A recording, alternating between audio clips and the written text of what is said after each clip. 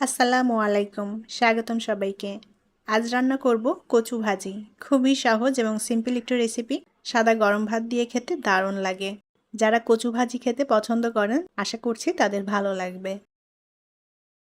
আমি এখানে পরিমাণ মতো কচু নিয়ে নিয়েছি, যতটা ভাজি করতে চাই। এখন এই কচুটার খোসা ছাড়িয়ে আমি কুচি কুচি করে কেটে নেব, আর কচুটা ভালোভাবে ধুয়ে পরিষ্কার করে নিতে হবে। কচুটা আমি এরকম চিকন কুচি করে কেটে নিয়েছি। ভাজির জন্য এভাবে একটু চিকন কুচি করে কেটে নিতে হবে। কচুগুলো খুব ভালোভাবে ধুয়ে পরিষ্কার করে পানিটা ঝরিয়ে নিয়েছি। প্যানে দিয়ে দেব পরিমাণ মতো তেল। এখন এই তেলের মধ্যে দিয়ে দেব 2টা শুকনা মরিচ, 2টা তেজপাতা, হাফ চা চামচ পরিমাণ দিয়ে দেব পাঁচফোড়ন, আর হাফ চা চামচ পরিমাণ আস্ত জিরা। পাঁচফোড়নের সাথে আমি একটু জিরা দিয়েছি, পাঁচফোড়নের জিরার পরিমাণটা একটু কম। এখন এই মশলাটা একটু ভেজে নেব, সুন্দর একটা ফ্লেভার আসা পর্যন্ত।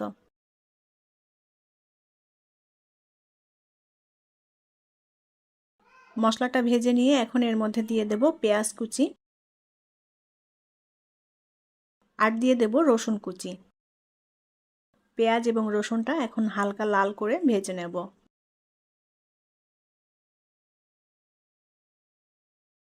পেঁয়াজ রসুন হালকা লাল করে ভেজে নেওয়ার পর আমি এর মধ্যে কচু দিয়ে দিয়েছি, আর দিয়েছি কিছু কাঁচামরিচ। এই জায়গাটুকু স্কিপ হয়ে গিয়েছে, আমি দেখাতে পারিনি। ভাজা পেঁয়াজ রসুনের মধ্যে কচু এবং কাঁচামরিচ দিয়ে ভালোভাবে নেড়েচেড়ে মিলিয়ে নিতে হবে। চুলার আঁচ মিডিয়াম টু লো এর মাঝামাঝি রেখে এখন আমি কচুটা ভালোভাবে নেড়েচেড়ে ভেজে নেব। কচু থেকে যে পানিটা বের হবে এটা দিয়েই কচুটা সেদ্ধ হয়ে যাবে, আলাদা করে কোনো পানি দিতে হবে না। এখন এর মধ্যে দিয়ে দেব পরিমাণ মতো লবণ,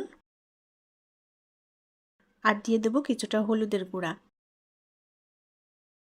খুব ভালোভাবে হলুদ লবণ কচুর সাথে মিশিয়ে দিয়ে ভেজে নেব অল্প আঁচে।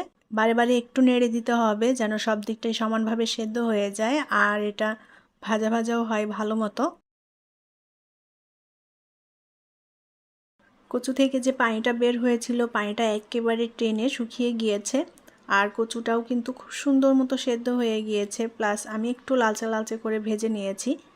সাদা গরম ভাত দিয়ে এই কচু ভাজিটি খেতে দারুণ মজার এবং টেস্টি। কচু ভাজি হয়ে গিয়েছে, এখন এটা আমি নামিয়ে পরিবেশন করব। তৈরি হয়ে গেল পুষ্টিগুণে ভরপুর দারুণ সুস্বাদু এবং মজাদার কচু ভাজি। খুবই সহজ এবং সিম্পলভাবে আজকের কচু ভাজি আপনাদের সাথে শেয়ার করেছি। আশা করছি ভালো লেগেছে। পরবর্তী রেসিপি দেখার আমন্ত্রণ জানিয়ে আজকের মতো বিদায় নিচ্ছি। ভালো থাকবেন সবাই। আল্লাহ হাফেজ।